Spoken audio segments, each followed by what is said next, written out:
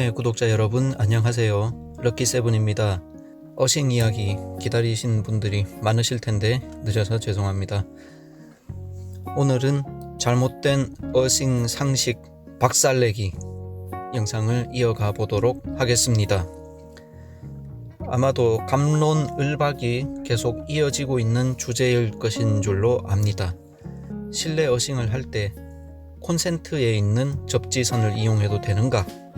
아니면 꼭 별도의 접지선을 마련해야만 하는가에 대한 주제입니다.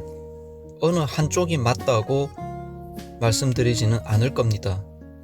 그러니까 제 이야기의 핵심은 경우에 따라서 취사 선택을 하되 어떤 경우에 어떤 선택이 유리한지 충분한 정보와 근거, 이론 등을 제대로 알고 선택을 해야 잠재적인 위험도 예방할 수 있고 나아가서는 접지의 효과도 볼 수 있을 것을 기대할 수 있기 때문에 그러한 정보를 드리고 잘못된 주장들, 제가 첫 시간에 이야기했지만 와 저건 진짜 아닌데 싶은 내용으로 이야기하는 채널들이 있습니다.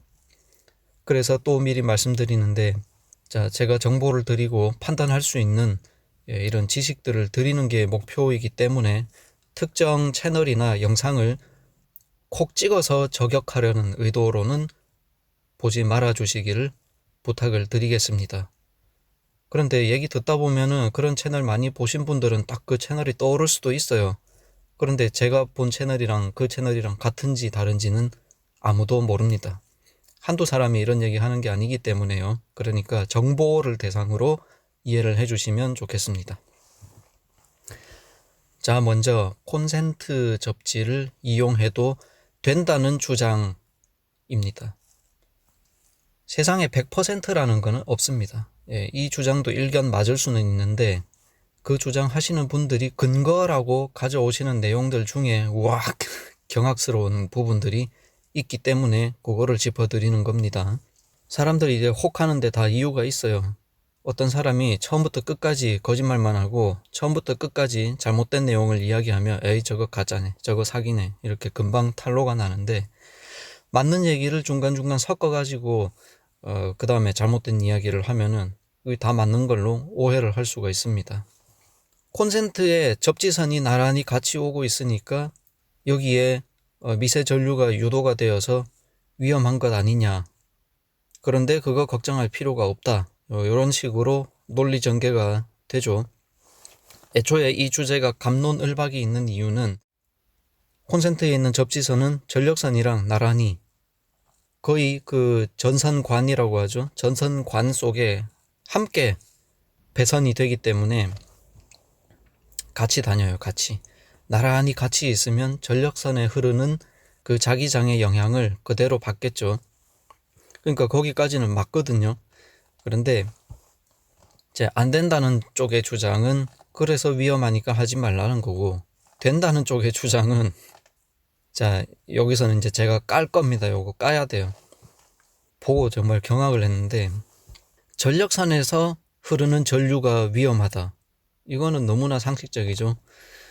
사람이 전력선을 잘못 만지면 감전이 되고 죽을 수도 있습니다. 그래서 위험하다라는 인식들을 일반적으로 갖고 계시니까 전류의 방향을 생각을 하면은 콘센트에서 부하 쪽으로, 가전제품 쪽으로, 그런데 거기에 사람이 건드리게 되면 콘센트에서 사람 쪽으로, 좌우지간의 방향이 어디예요?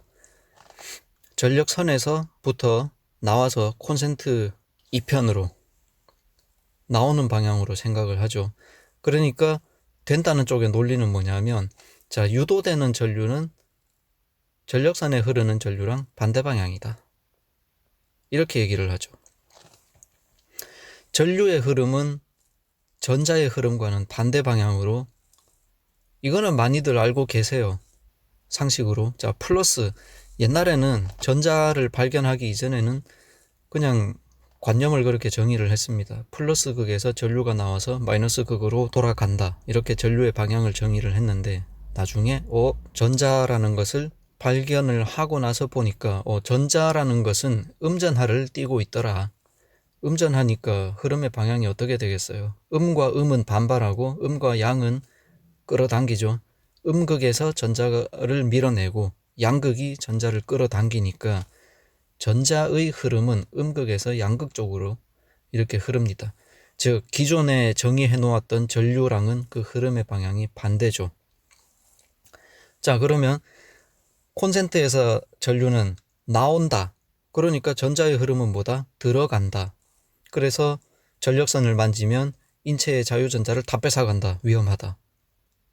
그런데 접지선은 전류의 방향이 반대로 유도가 되니까, 자, 미세전류가 흐르는 거는 맞는데 그 흐름이 전류가 들어가는 방향으로 흐른다. 전류가 들어간다는 것은 뭐다? 반대로 자유전자가 올라온다. 그래서 그것을 만지면 자유전자를 몸으로 받아들이게 된다. 이 좋은 거를 왜 안 하냐? 뭐 이런 식으로 얘기를 하시는데 이거 헛웃음입니다. 와, 세상에 전기를 일반인이 전기를 모르고 그렇게 생각을 할 수도 있어요. 그런데 세상에 인플루언서가 설파를 하면서 이런 얘기를 하면 어떡합니까? 여러분, 이거 정말 큰일 날 소리입니다. 이거 첫 시간에 저 얘기했죠. 우리 콘센트 전류는 교류입니다. 여러분, 전류가 나온다고요. 관념적으로 우리가 콘센트로부터 에너지를 끌어다가 쓰니까 전류가 나온다라고 그렇게 관념을 가지는 건 좋은데, 과학적으로 디테일을 살펴보면 그건가요? 아니죠. 전류는 들어왔다 나갔다 들어왔다 나갔다 들어왔다 나갔다 끊임없이 방향을 바꿉니다. 접지선은 뭐예요? 그러니까 전력선에 전류가 들어오는 그 순간에는 접지선이 전류가 나가는 선이 맞는데, 전력선에서 전류가 나갈 때가 있으니까 그때는 반대인 거예요. 접지선에서는 전류가 들어옵니다. 그래서 접지선도 긴 시간축 위에서 전체를 보면 전류가 들어왔다 나갔다 들어왔다 나갔다 들어왔다 나갔다 하는 거예요. 그러니까 그 설명을 듣고서는, 아, 접지선에서 흐르는 전류는 위험한 게 아니구나, 유익한 거구나, 오히려 이렇게 생각을 하게끔 유도가 되는데 틀렸습니다. 이런 엉터리 논리가 어디 있습니까? 이 빡살 내버려야 됩니다. 자, 그래서 콘센트 접지선을 이용하면 이런 미세전류가 인체에 영향을 미치기 때문에 위험하다, 절대로 쓰지 마시라라고 주장을 하는 또 채널, 그런 영상들이 있죠. 제가 또 완전히 이쪽 편일까요? 그것도 아닙니다. 자, 콘센트 접지선 이용 안 된다라고 말하는 채널에서도 맞는 이야기 반, 틀린 이야기 반, 이렇게 맞는 이야기와 틀린 이야기가 섞여 있으니까 전체적으로 다 맞는 이야기처럼 보일 수 있는데, 맞는 이야기는 그렇죠. 건물에 시공하는 접지선은, 자, 단독주택이 아닌 이상 여러 세대가 공동으로 사용을 할 수밖에 없습니다.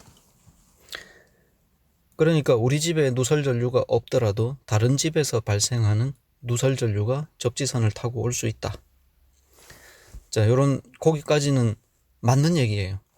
맞는데 그 누설전류가 어디로 가느냐, 요거는 잘 생각을 해봐야 됩니다.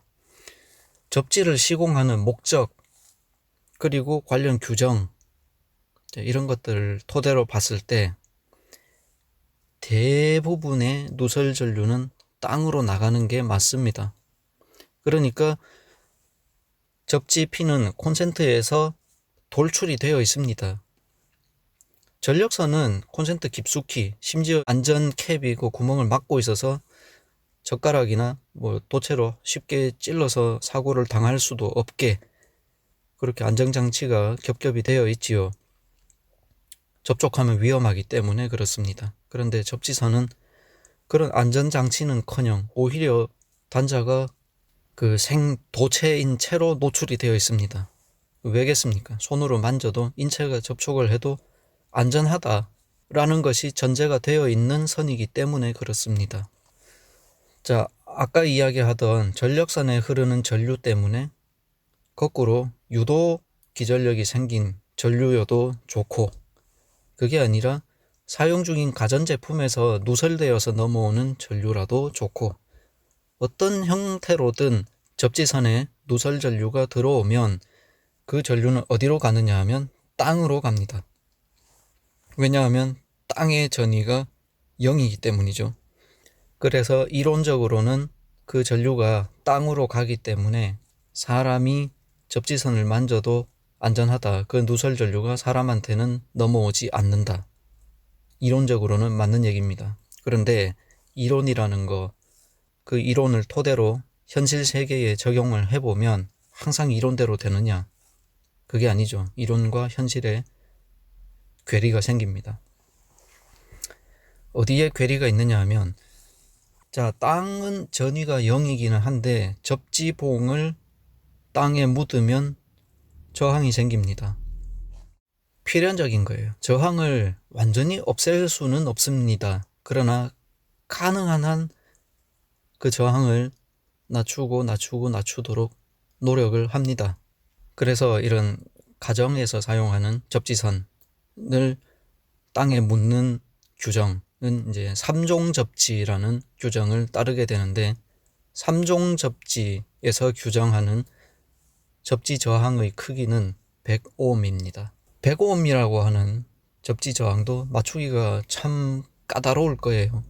이 접지봉을 땅 속의 흙에다가 묻게 되는데, 흙의 주 구성 성분이 뭐예요? 그 토양에 따라서, 지대에 따라서 다르겠지만, 모래 같으면은 이산화규소, 아니면 이제 황토는 화학적인 성분이 뭔지까지는 제가 잘은 모르겠습니다만은, 온갖 그런 이제 광물질들. 그런데 그 광물질들의 대부분이 뭐냐 하면 비금속 광물이라는 게 핵심이죠. 자, 그게 구체적으로 하나하나가 다 뭐다, 이산화규소에 뭐가 있다, 이게 중요한 게 아니라 대부분이 비금속 광물이라는 게 핵심입니다. 비금속재는 뭐예요? 부도체거든요. 부도체는 전류가 흐른다, 안 흐른다? 안 흐르죠. 전류가 안 흐르면 뭐다? 저항이 크다. 흙이 저항이 있느냐? 당연히 있죠. 흙이 저항이 0이 아닙니다. 저번 영상에서도 말씀드렸는데 땅이 저항이 0이라고 말씀하시는 분들이 자꾸 있는데, 땅에 저항이 있습니다.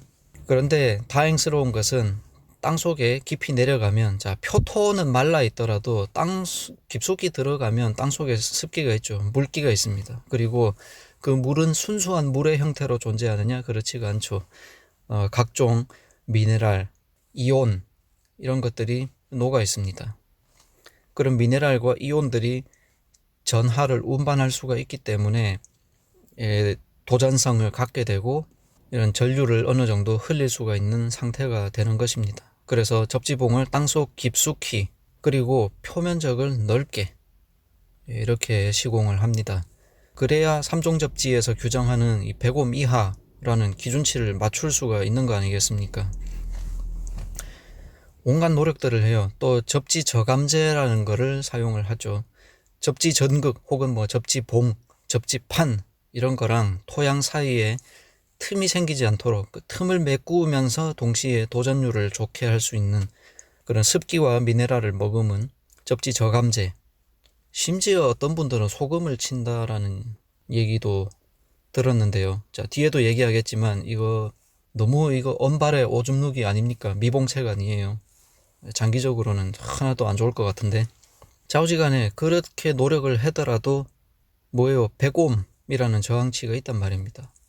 정말 성실하게 그래도 낮을수록 좋은 거야 라고 잘 시공을 할 수도 있겠지만, 그 노력이 한계에 다다르면은 더 이상은 못해요. 이게 왜냐면 다 돈이거든요.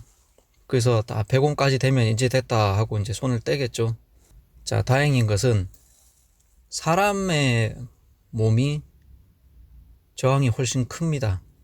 그래서 접지선에 전류를 흘려 넣는 뭐라고 할까요? 미세전류의 공급자 관점에서 보았을 때, 이 접지선의 반대쪽 끝 혹은 중간에 이 전류를 끌어당길 만한 무언가가 이제 여러 개 붙어 있다고 해봐요. 그때 이 누설 전류의 공급자는 어느 쪽으로 전류를 흘릴까요? 아니면 공급자, 자, 필요 없고 누설 전류의 입장에서 생각을 해봐요. 누설 전류로 빙의해서 생각을 한번 해보자고요. 어느 길로 가겠습니까?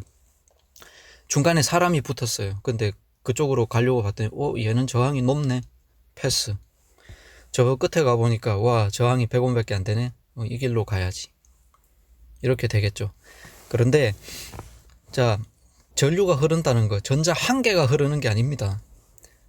수많은 전자의 따발, 모임, 뭉탱이들이 흘러가기 때문에 그 중에 대부분은 상대적으로 저항이 낮은 땅으로 흘러가겠지만 아주 극히 일부는 저항이 높지만 무한대가 아닌 어느 쪽으로든 흐를 수 있습니다. 자, 도로를 생각해도 좋아요. 전류의 흐름 그리고 저항, 전류의 분배 이런 거를 도로에 운행하는 자동차로 비유해서 이제 말씀을 해주시는 분들이 있는데 틀렸다는 얘기가 아니라 적절한 비유예요.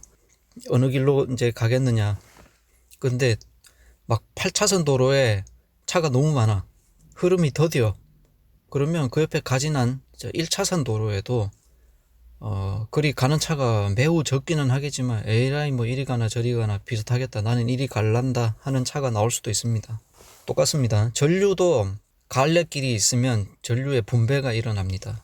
이걸 이제 전기공학에서 공부를 하게 되면 키르히호프의 전류 분배 법칙이다 뭐 이러고 이제 저항치에 따라서 전류의 분배량이 어떻게 되는가 이런 것도 계산을 하고 하는데, 자, 지금 그런 전기 강의 시간은 아니기 때문에 그런 이론적인 부분은 좀 차치를 하고 원리만 얘기하면 어떻게든 분배는 일어난다 라는 거고요. 그 분배량이 저항치에 따라서 저항치가 작은 쪽으로 많이 분배되고 저항치가 높은 쪽으로는 적게 분배된다. 이렇게까지만 이해를 해주셔도 충분하겠습니다. 그리고 100옴이라는 기준치에 비하면 인체의 저항은 충분히 크기 때문에 인체 쪽으로 넘어오는 전류량은 극히 미미합니다. 그런데 여기서 또 하나 이제 간과하면 안 되는 게, 자, 시공할 때는 기준을 만족시켰습니다. 좋아요. 그런데 세월이 흐르면 접지봉 이거 유지보수 됩니까? 제가 직접적인 경험은 없지만 상식적으로 생각을 했을 때 접지봉을 묶고 나면 그 위에다가 뭐 페이브먼트를 하든지 건축물을 세우든지 그 위에 뭔가 이제 시공이 이루어진단 말이에요. 그 이후에 기존에 묻힌 접지봉이든 뭐 메쉬든 판이든 이런 시설물들은 어떻게 되냐고요. 유지보수가 굉장히 어려울 것 같다라는 게 상식적인 생각이거든요. 그 시간이 지나면서 접지 저항이 점점점 올라갈 거라고 생각을 할 수 있습니다. 왜냐하면 이 접지 전극, 접지봉, 접지판, 뭐 메쉬 뭐가 됐든 이거 도체잖아요. 도체, 금속이 서서히 부식이 일어납니다. 아까 제가 뭐라 그랬어요. 땅속에 있는 이 습기는 순수한 물이 아닙니다. 미네랄, 이온 이런 것들이 있기 때문에 서로 전자를 주고받고 줬다 뺏었다 이렇게 하다 보면 금속이 그냥 마른 공기 중에 노출되어 있을 때보다 훨씬 빨리 부식이 일어납니다. 게다가 제가 뒤에 얘기한다고 했던 소금 친다는 이야기. 소금을 치면 어떻게 돼요? 이 땅속에 전해질이 많아지죠. 소금물에 금속 담가놔 보십시오. 훨씬 빨리 부식이 됩니다. 뭐 이야기가 길어지고 TMI일 수도 있을 것 같지만 또 의미가 있을 것 같아서 하나만 더 이야기하면, 전기화학적으로 산화, 환원을 이야기를 하기도 하는데, 자, 일반 화학에서는 물질이 산소와 결합을 하면 산화되었다. 산소를 잃으면 이제 환원되었다. 이렇게 얘기를 하죠. 전기화학적으로 봤을 때는 어떤 물질이 전자를 얻으면 환원이 되었다라고 하고 반대로 전자를 잃으면 산화되었다고 합니다. 그런 식으로 자, 땅속에 있는 전해질, 이온 이런 것들과 전자의 상호 교환 이런 것들이 일어나면서 전자를 뺏기면 산화되는 거예요. 또 TMI인데 하나만 더 합시다. 이왕 말 나왔으니까. 여러분들 주유소 가면은 그 주유소는 기름을 어디에 보관하겠어요? 땅속에 있는 탱크에다가 기름을 보관하는데 이 탱크는 크고 튼튼해야겠죠. 그래야 많은 양의 기름을 안전하게 보관을 할 겁니다. 아마도 철로 되어 있겠죠. 철로 된 이 탱크 땅에 묻어 놓으면 뭐가 걱정되겠습니까? 당연히 부식 걱정되겠죠. 그래서 이런 철 탱크가 부식되지 말라고 무슨 짓을 하느냐? 철 탱크에 어싱을 합니다. 땅에 묻어놨는데 어싱을 또 한다고? 네. 무슨 얘기냐면 그 철 탱크에 구리 전선을 연결해가지고 이 전선의 반대쪽 끝에는 뭘 연결하느냐 하면 철보다 반응성이 더 큰 금속, 예를 들면 아연입니다. 아연 덩어리를 전선 반대쪽 끝에 묶어놓고 이걸 같이 땅속에 묻습니다. 그러면 무슨 일이 일어나느냐 하면 아연이 철보다 반응성이 큽니다. 산화되기 쉽습니다. 그러니까 상대적으로 철은 아연에 비하면 환원되기 쉽습니다. 아연이 철보다 먼저 산화되면서 전자를 잃습니다. 그 잃은 전자, 내어놓은 전자는 어디를 가느냐 하면 연결한 구리선을 타고 철한테 가겠죠. 그러면 철은 전자를 얻어서 산화가 지연이 됩니다. 자, 이런 식으로 그 철 탱크에 산화를 지연하거나 방지하는 식으로 보호를 하는 데에도 어싱을 합니다. 자, 이제 삼천포로 좀 빠져버렸는데 다시 원래대로 돌아와서, 자, 하려던 얘기가 뭐냐면 이런 접지 설비, 접지 시설, 이게 시간이 지남에 따라서 노후화가 되고 접지력이 점점점 감소할 거라고 충분히 생각을 할 수 있습니다. 그러니까 콘센트의 접지를 100% 믿는다라는 것은 좀 곤란한 얘기가 될 수 있습니다. 아니면 자, 지금 되게 시공이 잘 된 케이스, 규정을 잘 지킨 케이스만 지금까지 얘기를 했는데 경우에 따라서는요, 부실 시공이 된 경우도 있을 수 있어요. 아주 대놓고 시공이 안 된 경우도 있을 수 있습니다. 드물겠지만 말입니다. 최근에 지은 건물임에도 불구하고 이런 부실 시공이나 접지 공사 누락 등으로 인해서 콘센트의 접지를 만졌더니 접지가 안 되는 경우가 있을 수 있고, 자, 처음에는 규정을 잘 지켰지만 건물이 오래되고 노후화돼서 접지력이 떨어진 접지선을 가지고 있을 수도 있습니다. 자, 그래서 별도의 접지봉을 묻고 접지 전극과의 전이차를 재어보면 얼마가 나온다, 이렇게 또 측정들을 하고 테스트를 하기도 하죠. 자, 이것도 어느 정도는 비판적으로 우리가 사고를 해야 될 필요가 있습니다. 접지력이 저감되면 접지 저항이 올라가겠죠. 접지 저항이 올라가는데 미세 전류가 흐르면 전위 차이가 생깁니다. 그거는 팩트예요. 맞는 얘기죠. 예를 들어서 접지 저항이 100ohm이라고 합시다. 아직 저항치가 올라가지 않은 100ohm인데 접지선에 불이의 그런 이유로 인해서 미세 전류가 흘렀다고 합시다. 얼마로 잡을까요? 계산하기 편하려면 10mA 정도로 잡으면 편할 것 같습니다. 10ml면은 아주 센 전류는 아니죠. 누전 차단기는 30mA 이상 흐르면 차단해요. 근데 10ml면은 차단 전류 이하이기 때문에 묵인을 합니다. 자, 그래서 10mA라는 전류가 100ohm이라는 접지 저항을 통해서 대지로 빠져나가게 되면 이 접지선에는 얼마만큼의 전압이 걸릴까요? 쉽게 말해서 전위가 0인 대지와 얼마만큼의 전위차가 생기게 될까요? 이 얘기입니다. 오음의 법칙으로 쉽게 계산할 수 있습니다. 전압은 전류와 저항의 곱으로 나타내어지기 때문에 저항 100 곱하기 전류 10ml라고 했으니까 밀리는 1000분의 1이죠. 1000분의 10 하면은 0.01입니다. 100 곱하기 0.01은 1이죠. 1V라는 전위차가 생기게 됩니다. 그래서 땅에 묻은 접지 도체, 그리고 거기에서 전선으로 연결되어서 콘센트까지 올라와서 노출이 된 접지 핀, 이 구간은 모두가 도체입니다.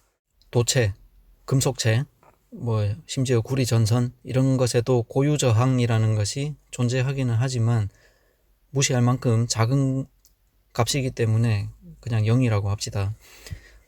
이런 도선은 0의 저항을 갖고 있기 때문에 전위가 0이라고 하는 땅에다가 도선을 받고 반대쪽 끝을 잡으면 당연히 땅과 이 접지선을 잡은 나와의 전위차는 0이 되어야겠죠. 그런데 애석하게도 이 접지선을 땅에 묻을 때 접촉 저항, 접지 저항이 생기니까 전류가 흐르지 않으면 여전히 등전이를 유지를 하지만, 자, 이 선에 전류가 흘러버리면 그때는 이 저항으로 말미암아 전이차라는 것이 생깁니다. 그래서 별도로 묻은 접지봉과 콘센트의 접지선을 재었더니 전이 차이가 나더라. 이거는 어떻게 생각을 해도 전이 차이가 난다라는 팩트는 인정하지 않을 수가 없습니다. 사실이 그러하니까요. 그런데 그 나타나는 이유를 역으로 해석을 할 때 접지선에 흐르는 미세 전류 때문에 아까 이야기한 V는 IR이라는 공식에 의해서 계산된 그 전이차만큼 이게 차이가 난다 라고만 이야기하면 충분한 걸까요? 다른 요인도 더 생각을 할 수가 있습니다. 자, 또 한 가지 전기 이론을 이야기해야만 할 것이 있는데요. 여러분, 전이차라는 것은 상대적인 개념입니다. 무슨 소리냐 하면 어떤 기준이 있을 때 그 기준으로부터 내가 알고자 하는 대상이 얼마만큼의 전위 차이를 가지고 있느냐, 이것이 전압입니다. 다시, 전압이라는 것은 상대적인 개념입니다. 어떤 기준이 있어야 그 기준으로부터 내가 알고자 하는 대상의 전압이 얼마다 라는 이야기를 할 수가 있습니다. 그래서 전압을 다른 말로 전위차라고 합니다. 전위차를 전압이라고 해요. 여러분들이 전위 측정을 할 때 사용하시는 테스터기를 보시면 단자가 두 개가 있습니다. 까만 단자랑 빨간 단자. 까만색 단자가 기준 단자입니다. 자, 까만색 단자를 기준 전위, 즉 0전위라고 했을 때 그 0전위 기준으로 빨간색 단자에 얼마만큼의 전위가 측정이 되느냐, 이것을 보는 게 전압이라는 말입니다. 그래서 별도로 모든 접지봉과 콘센트 사이의 전위차를 잴 때 둘 중에 하나는 기준이거든요. 누구를 기준으로 하느냐에 따라서 보이는 상대적인 값을 여러분들은 보고 계시는 겁니다. 여기서 재미있는 말다툼이 시작이 되는 겁니다. 자, 별도로 모든 접지봉을 기준으로 삼고 콘센트에 접지를 찍었어. 전압이 2V가 떴습니다. 자, 그러면 접지봉은 말하죠. 야, 내가 기준인데 내가 봤더니 네가 2V 전위를 가지고 있어. 자, 반대로 테스터기에 검은색 단자를 콘센트 접지 핀에 대고 이번에는 땅에 묻은 접지봉을 빨간색 탐침으로 대어서 전위차를 재보면 역시 2V가 나옵니다. 이제는 누가 큰 소리 치겠습니까? 콘센트 접지 핀이 땅에 묻은 접지봉한테 나무랍니다. 무슨 소리야? 내가 보니까 네가 전압 2V를 갖고 있어. 이렇게 되는 거예요. 그럼 누구 말이 맞는 거죠? 자, 전지적 시점에서 이 둘을 동시에 한 발짝 물러서서 쳐다보고 있는 우리는 상식적으로 야, 그래도 외부 요인이 없을 단독으로 땅에 묻혀있는 접지봉이 더 기준으로 적합하지 않겠냐 라고 생각을 할 수 있습니다. 콘센트는 아까 전반부에서도 말씀드렸지만 여러 세대가 공동으로 사용을 하기 때문에 누설 전류가 충분히 있을 것으로 생각을 할 수가 있죠. 더더군다나 이거는 둘 다 맞는 얘기예요. 옹호론자든 비판론자든 둘 다 맞는 얘기입니다. 전력선이랑 같이 다녀서 유기 기전력이 생길 수도 있는 거고, 아니면 공동으로 여러 세대가 사용해서 세대별로 끌어온 누설 전류가 흐르는 거라고 봐도 되고, 자, 어느 쪽을 봐도 결과적으로 뭡니까? 접지선에 누설 전류가 있을 수 있다라는 걸로 귀결이 되기 때문에 요 점에서는 맞다는 말입니다. 이런 거를, 모든 거를 이제 큰 그림에서 볼 수 있는 입장에서는 별도로 묻은 접지봉이 기준이다 이렇게 볼 수 있는데, 사람도요, 두 명이서 말다툼을 하면은 누구 말이 맞는 거예요? 네 말이 맞는지 내 말이 맞는지. 이게 어려우면 제3자가 개입을 하는 거예요. 그래서 제가 하고 싶은 얘기가 뭐냐면요, 자, 전지적 시점이 만약에 없다면 어떡하겠느냐, 이 얘기하고 싶은 거예요.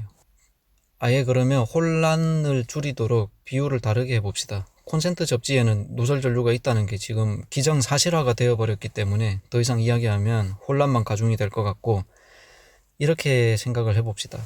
이거 다음에 기회가 되면 저도 한번 해볼게요. 지금은 사고실험, 즉 상상만으로 이야기를 하고 있습니다만, 땅에 제법 간격을 두고 접지봉을 두 개를 박았다고 생각을 해봅시다. 한 5m 간격을 두고 접지봉을 박았다고 쳐요.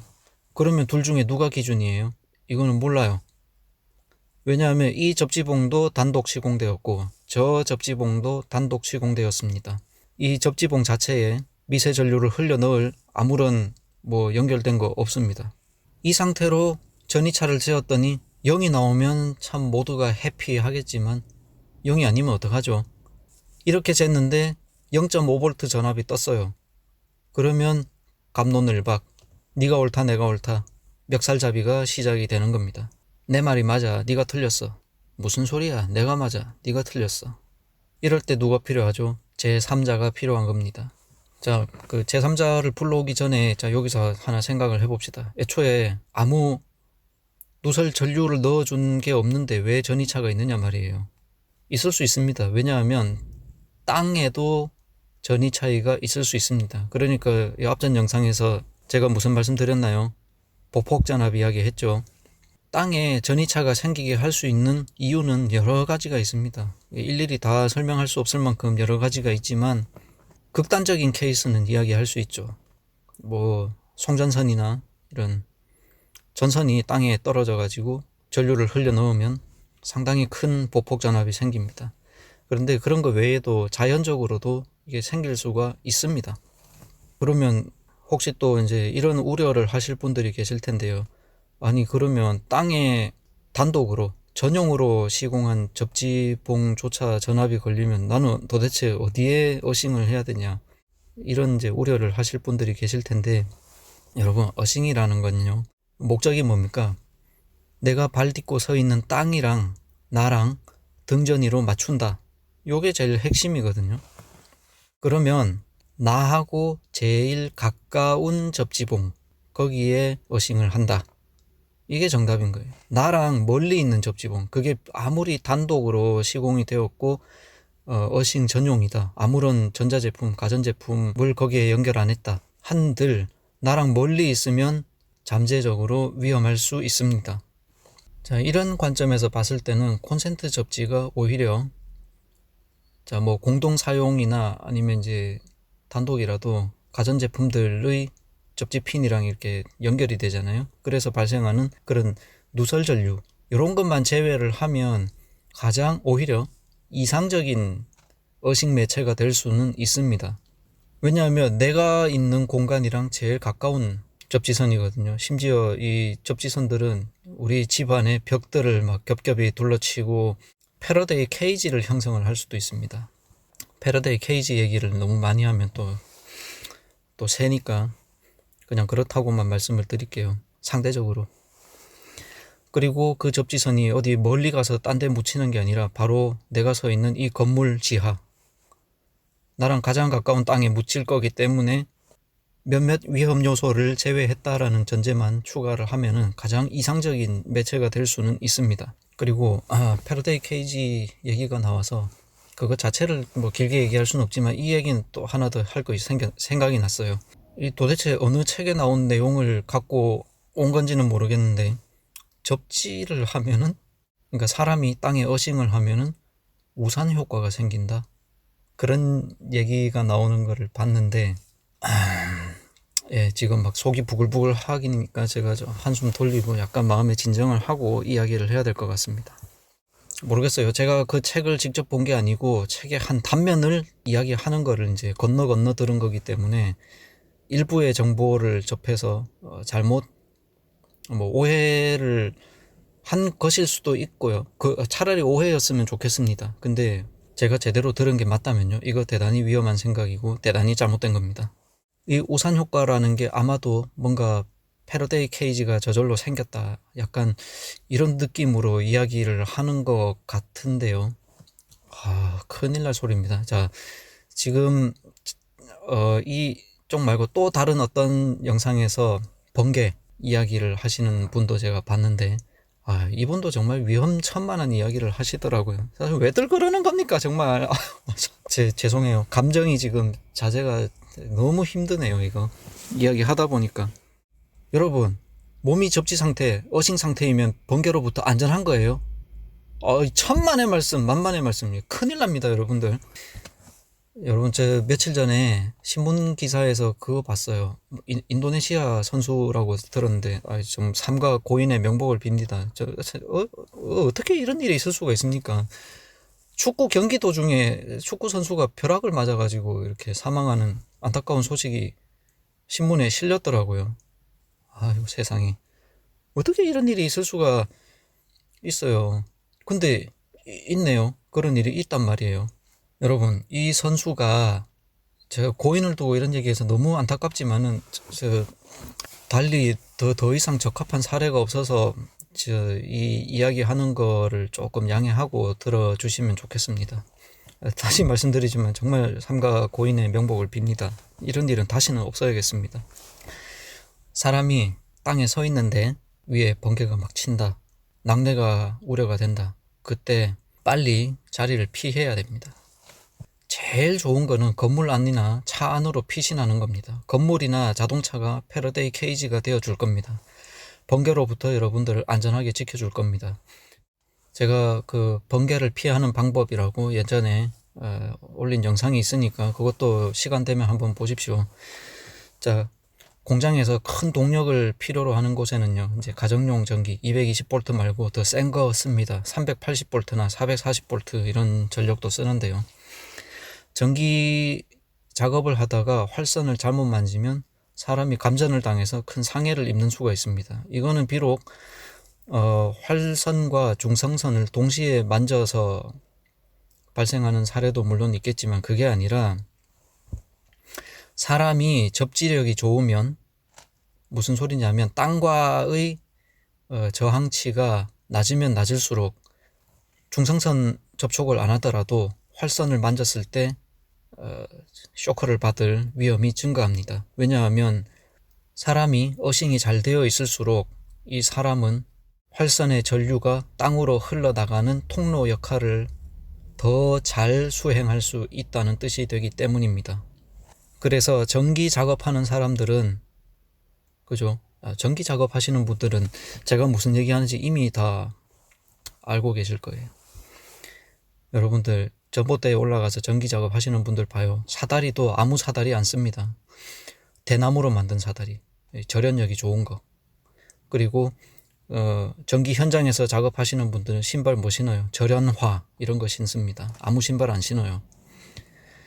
그런 절연 사다리, 절연화 왜 이런 거 하겠습니까? 접지력을 가능한 한 없애려는 겁니다.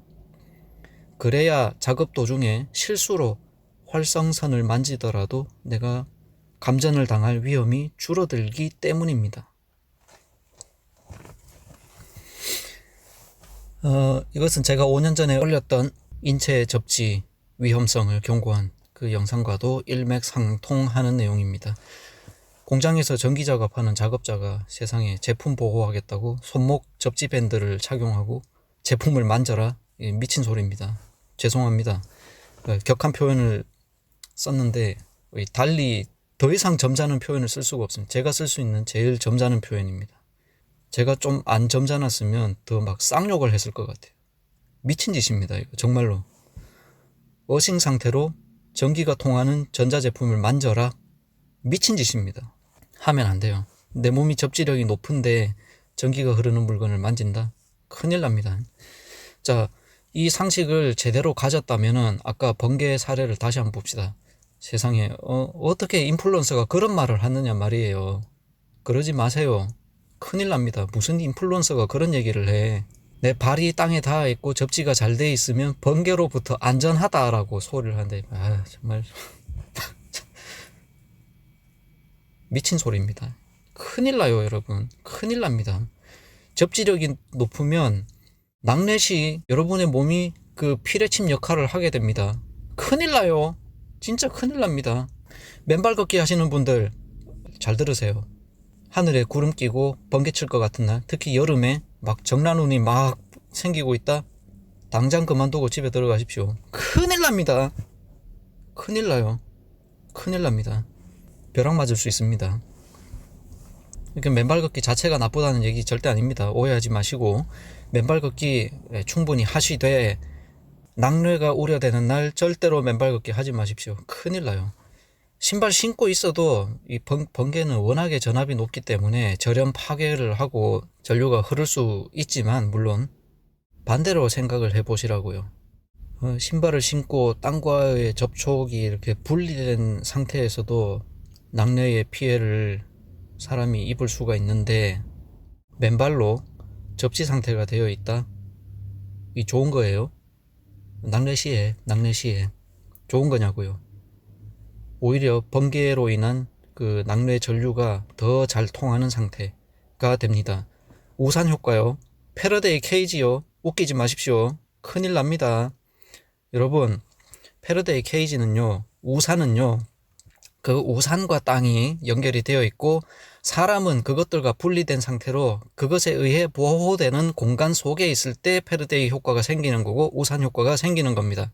그래야 안전한 겁니다. 네, 감정 좀 추스리고 다시 중요한 내용이니까 반복할게요. 우산 효과요, 패러데이 케이지요, 그것 자체가 그 역할을 하도록 냅두십시오. 그리고 그것에 의해서 보호받는 공간 속에 있다면 여러분들이 안전한 거 맞습니다. 그런데 내가 접지를 하면은 뭡니까? 패러데이 케이지? 우산 효과? 네, 생기겠죠. 그런데 여러분이 그것에 의해 보호를 받습니까? 천만의 말씀, 만만의 말씀. 여러분 몸이, 여러분 자신이 그 우산이 되는 거고 여러분 몸이 패러데이 케이지 그 자체가 되는 겁니다. 패러데이 케이지 안에 들어가면 보호받는 이유가 뭔데요? 패러데이 케이지가 그런 전파나 EMP, 낙뢰 이런 것들을 흡수해가지고 스스로 땅으로 흘려보내서 살신성인해서 그 안에 있는 것들을 지키는 겁니다. 우산이 하는 게 뭐예요? 우산이 대신 번개 맞고 그 밑에 있는 사람 지키는 거예요. 살신성인 하는 거예요. 그런데 접지하면은 우산 효과 생기고 패러데이 케이지 효과 생겨서 좋다고요. 여러분들 자신이 우산이 되는 거고 여러분들 자신이 패러데이 케이지가 되는 겁니다. 여러분들이 살신성인 하실래요? 와, 아무리 감정을 추스르려고 해도 추스를 수가 없어요. 정말 화가 나는데요. 여러분들, 그래서 아는 것이 힘입니다. 많이 아셔야 돼요. 뭐, 제 영상이 너무 길어져가지고 이미 떠나신 분들 많겠지만 끝까지 들으신 분들은 행운입니다. 제 채널 구독하시고 제가 하는 이야기 끝까지 잘 들어주시는 분들은요, 제 채널 이름처럼 럭키에 하신 거예요. 정보를 이렇게 드립니다. 알아야 돼요. 그러니까 여러분 우리가 알아야 돼요. 알되 제대로 알아야 됩니다. 어설프게 알면 큰일 납니다. 자, 아무튼 횡설수설 이야기가 너무 길어졌으니까 또 다른 이야기들은 다음 영상에서 이어가도록 하겠습니다. 제가 고민이 많이 되었어요. 제가 어신 제대로 알고 이제 하시라고 첫 운을 띄면서 구독해달라고 했더니 무려 현 시점 기준으로 24분이나 이렇게 구독을 해주셨고요. 그 이후에 후속 영상들을 통해서도 이렇게 몇몇 분들이 더 구독을 해주셔가지고 어신 관련으로 구독하신 분들만 지금 30분이 넘습니다. 그분들은 제가 다음 영상 올리기를 어신 관련해서 이야기하는 영상을 얼마나 기다리고 계셨겠어요. 근데 제가 빨리빨리 못 올리니까 이 마음에 부담이 있습니다. 그래서 택한 방법이, 자, 횡설수설 해도 좋고 영상미가 없어도 좋으니까 중요한 정보를 빨리 전달하자. 이렇게 좀 가닥을 잡고 이런 영상미 없는 영상이지만 정보를 드리려고 이렇게 마이크를 켰습니다. 원래 유튜버들은 카메라 켰습니다. 이게 상용꾼데 제가 영상미가 없어서 카메라 켰다고 감히 말씀을 못 드리고 마이크 켰습니다. 라디오 방송 느낌으로 생각을 해주시면 좋겠습니다. 자, 오늘도 제 얘기 끝까지 들어주셔서 감사합니다. 다음에도 또 이런 잘못된 어신 상식을 박살내러 돌아오겠습니다. 건강하시고요. 행운을 빕니다.